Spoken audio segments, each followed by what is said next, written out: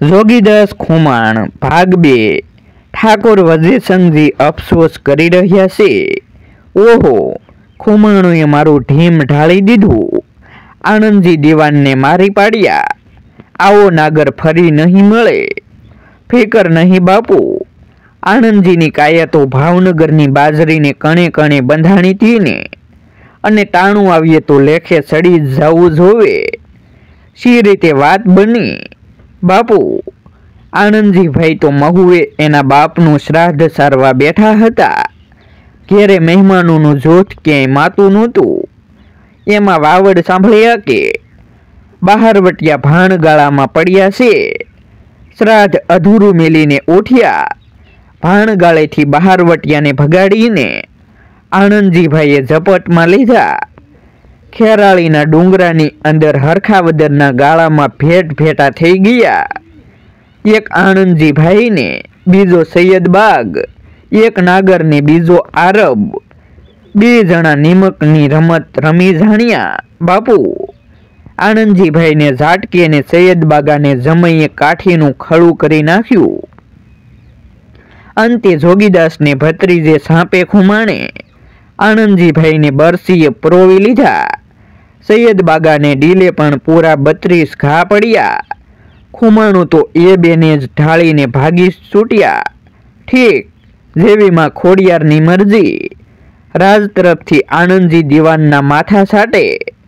એના કુટુંબને 3 ગામ આજથી જાવાસંદર દિવાકરો માંડ્યા પૂછું, વિસળ્યું, વડલીને લુવારા, આખી કચેરીના એકે એક માણસને ઠાકોર વજેસંગના માથા ઉપરથી ઓળઘોળ થઈ જવાના ઓમળકા આવ્યા।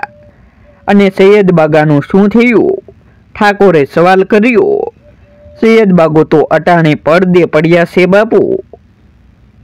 સૈયદબાગાના જખમોને જ્યારે અમે હીરના ટેભા લઈ સીવવા માંડ્યા, ત્યારે એણે હીરના ટેભાની ના પાડી। એણે તો બાપુ હઠ જ લીધી કે મને ચામડાની વાધરીના મજબૂત ટેભા લ્યો। આખું અંગ વેતરાઈ ગયું તું, તો પણ એક સુંકારો કર્યા વગર આરબે વાધરીના ટેભા લેવરાવ્યા। મોઢા આગળ આનંદજી દીવાનની લાશ પડી હતી। રંગ છે આરબની જનેતાને, એનો ધાવેલો તો જરૂર પડીએ ઊભાને ઊભા કરવતે પણ વેરાઈ જાય ને। કચેરીમાં આરબ અમીર ઉમરાઓને લશ્કરી અમલદારો બેઠા હતા। એના ગુલાબી મોઢા ઉપર 2 ગાલે 4 સુમીઓ ઉપડી આવી। નિમક હલાલીના નિર્મળા રાતા લોહી સહુના શરીરની અંદરથી ઉછાળા મારતા હમણાં જાણે કે સાંભળી ફાડીને બહાર ધસી આવશે એવી જોરાવર લાગણી પથરાઈ ગઈ। ત્યાં તો સોપાદારે જાહેર કર્યું કે બાપુ, જીવાભાઈ રાઘવજી દીવાન પધારેલ છે। તુરત જ નાગર જોધા જીભાઈ રાઘવજી દેખાયો। કમર પર કસકસથી સોનેરી ભેટમાં જમૈયું ધબેલ છે, ગળે ઢાલ, કાંખમાં શિરોહીની તલવારને હાથમાં ભાલો લીધો છે। પોતાની અમીરી દેખાવની રોડપથી કચેરીને નવા રંગે રંગતો જીભાઈ હાજર થયો। મહારાજ વજેસંગજી હેત ભર્યા મળ્યા। જીભાઈ આવી પોગ્યા, બંદોબસ્ત બરાબર કર્યો છે ને? મહારાજને પ્રતાપે આ વખતે તો આખું ખુમાણા પંથકને માથે મગિયા ઝાડ પાથરીને હાલ્યો આવું છું। મગ જેવડું માસલું ખુમાણુંનું નાનકડું છોકરું પણ ક્યાંય આઘું પાછું ન થઈ શકે એવા સંધિ બરકંદાજો થાણા કુંડલા રાજુલા ડુંગર આંબરડી મિત્યાળા વગેરે તમામ જગ્યાએ થાપી દીધા છે। પાકે પાકી મગિયા ઝાડ પાથરી દીધી છે બાપુ। રંગ તમને જીભાઈ। બાકી તો બહારવટિયાએ આનંદજીને માર્યા ત્યારથી મારું રોવાડું હેઠું બેસતું નથી। જોગીદાસના ક્યાંય વાવડ જ્યાં હશે ત્યાંથી મારી મગિયા ઝાડ જલાઈ જશે। હવે ફિકર નથી। જોગીદાસ બાપડા હવે કેટલા દી? હાજ તો ભાવનગરનો સોર તો ભાગી ભાગીને કેટલેક જશે। એકબીજા અમીરે ટાપસી પૂરી, ત્યાં તો મહારાજને દુઃખ ભૂલવવા, હિંમત દેવાને રૂડું મનાવવા બીજા બધા પણ બોલવા લાગ્યા કે હવે બસાડી ચંદ્રમાની ભાગી શિયાળ તે કેટલે જઈને રહેશે, ક્યાં જઈને રહેશે? દેખ બચ્ચા, અહીં રહેશે. કસેરીના ખુમાણમાંથી એક એક ત્રાડ સંભળાણી. ચમકીને મહારાજે એ ત્રાડ પાડનાર તરફ જોયું. કસેરીના તમામ માણસોએ અવાજ કરનારની ખુમારી દેખી સ્તબ્ધ થઈ ગયા અને ફરીવાર એ ધોળા વાંકડિયા ખંભે ઢળકતા વાળવાળા સફેદ દાઢી મૂછના ભરાવાવાળા ધોળી પાપણોને નેણો નીચે તબકતી ઝીણી આંખોવાળા લીલા અંસળાવાળા અને ગળામાં પીળા પારાની માળાવાળા ફકીરે ત્રાડ દીધી કે ઇસમે રહેગા એ મેરા ખપ્પર કે નીચું મેં રહેગા. એટલું કહેવાની સાથે એ ફકીરે પોતાનું કાળું ખપ્પર કસેરીમાં ઊંધું વાળ્યું, નખોદ વાળ્યું. ઠાકોરના મોંમાંથી ઉદ્ગાર નીકળ્યો. મુરાદશાહ ઓલિયાએ ખુમાણને આશરો દીધો. તરત જ ચતુર રાજાએ બાજી પલટી નાખી. મુજાવર મુરાદશાહનો કોપ હેઠો બેસાડવા મીઠાશથી બોલવા માંડ્યું કે અરે હા હા સાઈ મોલ્લા, ગુસ્સો સમાવી દો બાવા, દુઃખ ધોખો ન લગાડો, એ તો થયા કરે. મહારાજ, મુરાદશાહે બોખા મોંમાંથી દુઃખનો અવાજ કાઢ્યો.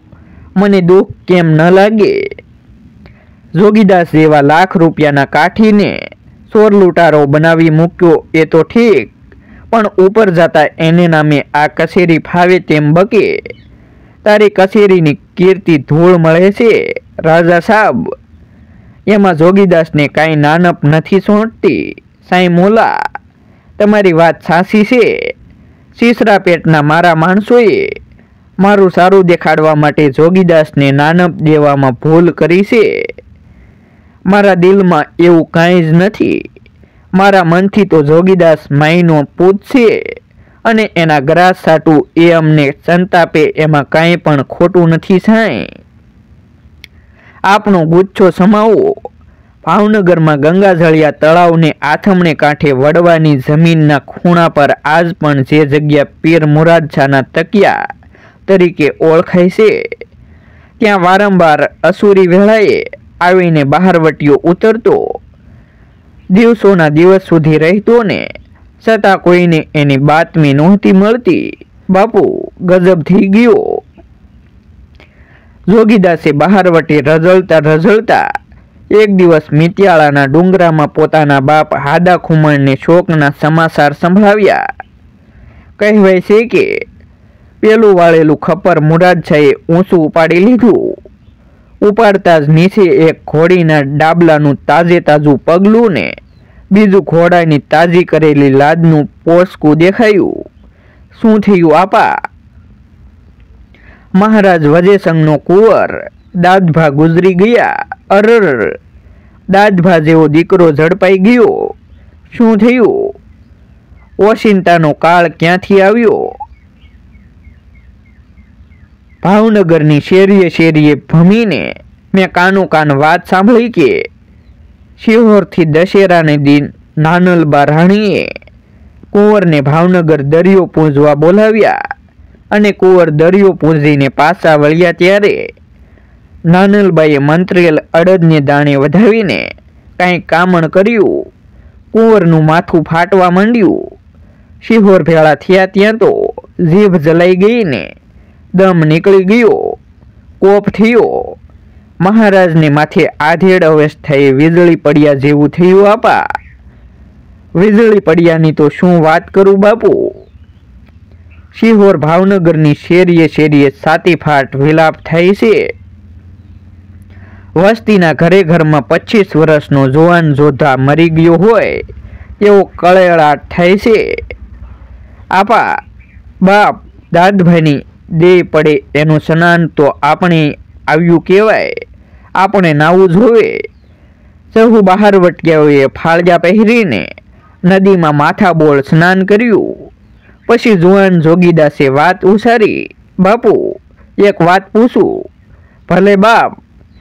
આપણે મહારાજના મોઢા સુધી ખખરે ન જઈ આવવું જોવે.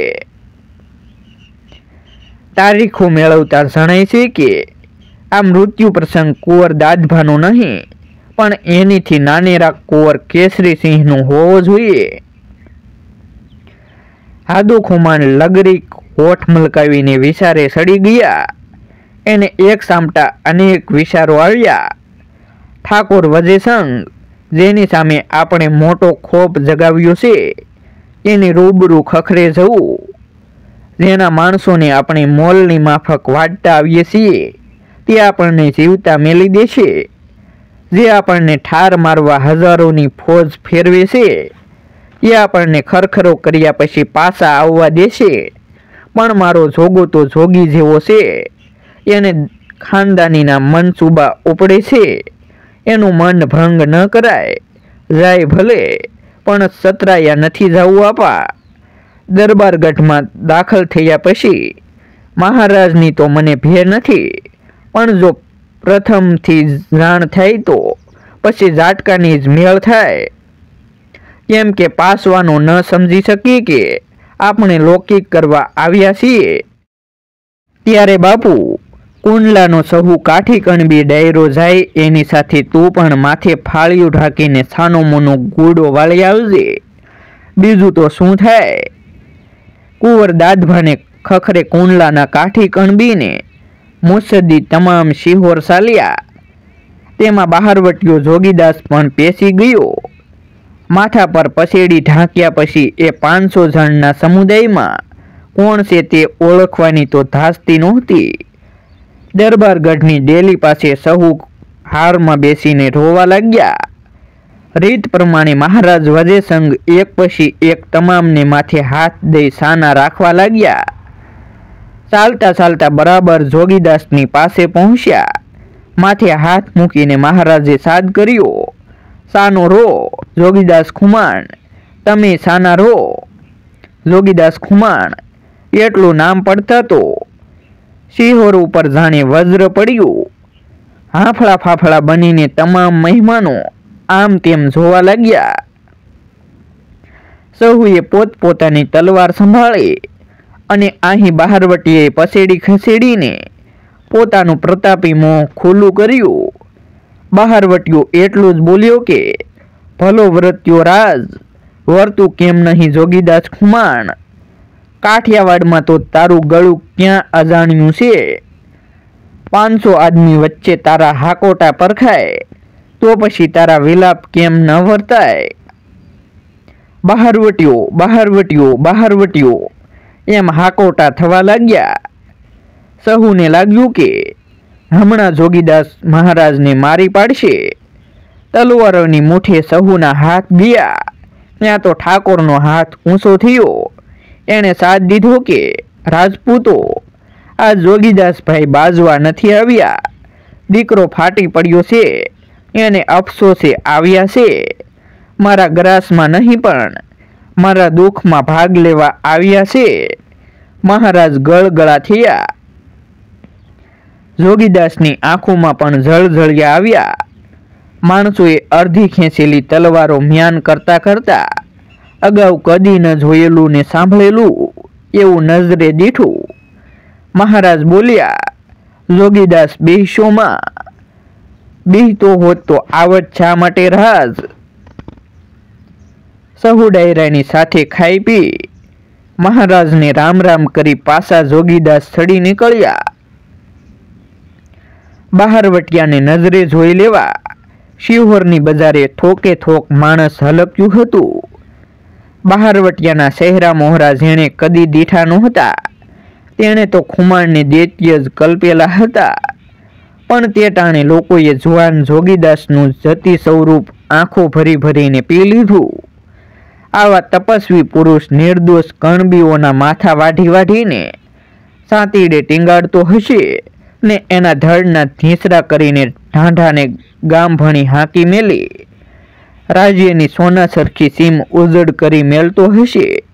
એ વાત ઘડીભર તો ન મનાય તેવી લાગી. ગટોટપ મેદની વચ્ચે થઈને કોઈની પણ સામે નજર કર્યા વિના બહારવટીયો ચાલ્યો ગયો. જુવાન જોગીદાસની નજર જાણી દુનિયા કરતા પાતાળની અંદર વધુ પડતી હોય એમ એ તે એક ધ્યાની યોગીની માફક નીચે જ આંખો નોંધીને નીકળી ગયો.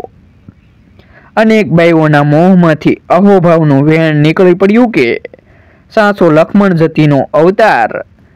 આવા જ નવા વિડીયો જોવા માટે અમારી યુટ્યુબ ચેનલ સબસ્ક્રાઈબ કરો અને વિડીયોને લાઈક કરો.